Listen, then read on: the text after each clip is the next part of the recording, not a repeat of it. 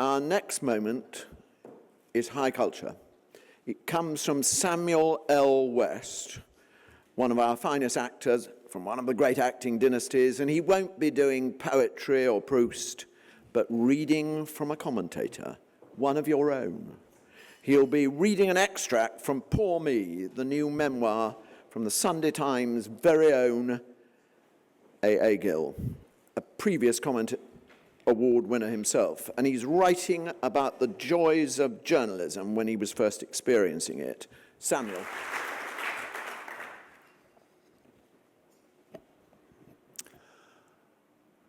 I failed into journalism. If I'd been a better barman or painter, a better shop assistant or warehouseman or gardener, I'd have stayed doing that.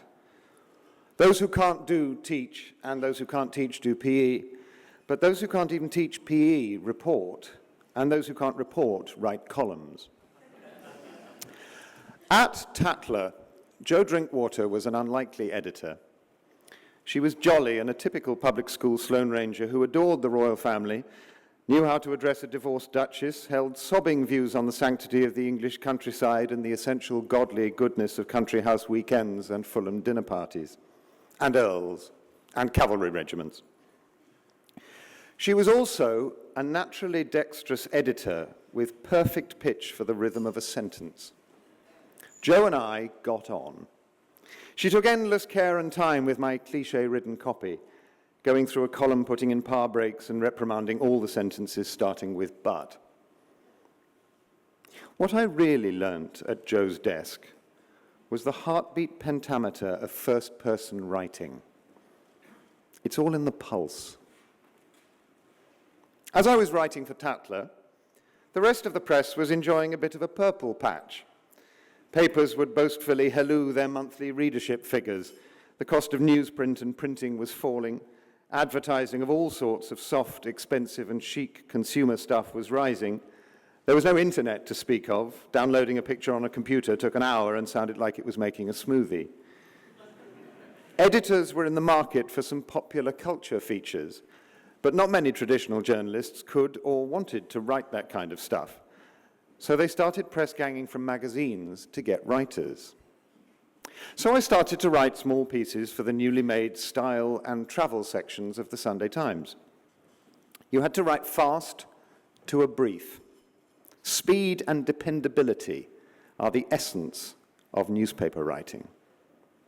The newsroom then was as male and hierarchical as a prep school. One of the things that helped me as a writer was that I came to it late. Everyone I was competing with was 10 years younger.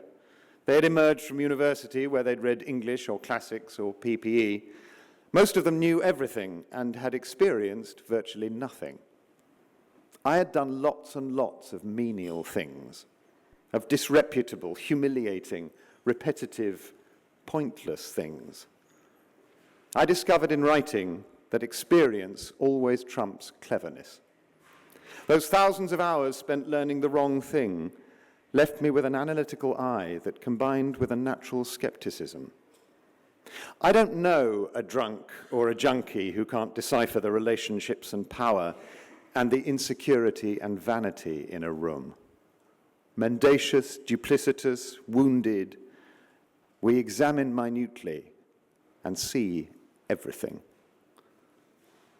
I knew as soon as I wrote my first story that I wanted to be a journalist. I found the thing I was meant to do, meant to be. The last of the things that I like about journalism is that it is ephemeral. We write for deadlines, not posterity. We're like monumental masons working on medieval cathedrals. We carve our gargoyles and inscriptions, and then we vanish. But the church remains. What it stands for, its litany, its service, while those who made and maintained it are dust. I find that comforting.